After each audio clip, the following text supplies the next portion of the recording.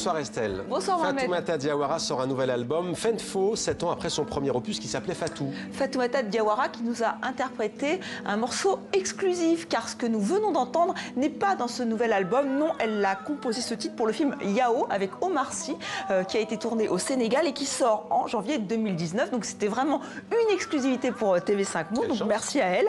Et elle est aussi au casting puisqu'elle est actrice, elle fait énormément de choses, Fatoumata Diawara. Donc on va revenir à son actualité. Cet album, là vous avez la version vinyle, très très bel album. Il sort ce vendredi. Fatoumata Diawara, c'est l'une des plus grandes voix maliennes. Elle a multiplié les collaborations à l'international et la dernière en date, c'est avec Mathieu Chédid. C'est elle, la voix féminine de Lamo Mali, sacré meilleur album de musique du monde cette année aux Victoires de la musique en France.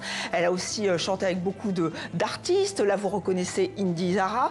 Fatoumata Diawara s'est nourrie de toutes ses expériences musicales pour cet opus. C'est-à-dire que ses racines maliennes sont très présentes dans cet album, Fenfo, mais elle y a ajouté une touche de pop, une touche de folk. Nous l'avons rencontrée avec Guillaume Bouy.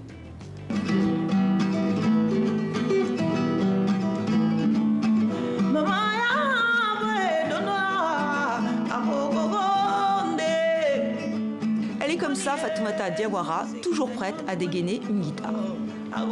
C'est vrai que savoir chanter, c'est bien, mais quand tu as la guitare qui fait la base de tes rythmiques, ça fait que tu gardes une identité, même dans un monde jazz ou blues ou pop. C'est vraiment devenu comme mon arme de guerre.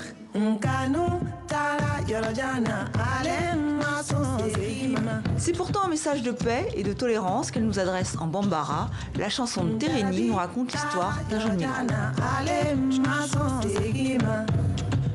En fait, j'ai vu salir l'image de la jeunesse africaine et je voulais juste parler de ce sujet, mais pas montrer le côté sombre.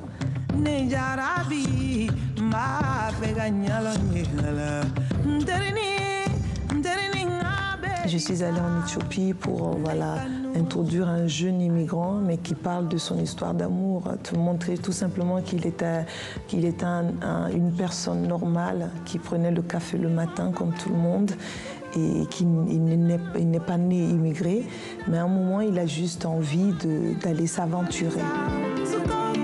Une artiste engagée et qui le revendique, cet album s'intitule Fenfo, traduisez « J'ai quelque chose à dire ». Fatoumata Diawara ne s'en prive pas. Moi, je suis fatiguée de voir que l'Afrique se plaint. Moi, je suis cette jeunesse-là, j'ai plus envie de me plaindre. J'ai envie d'agir.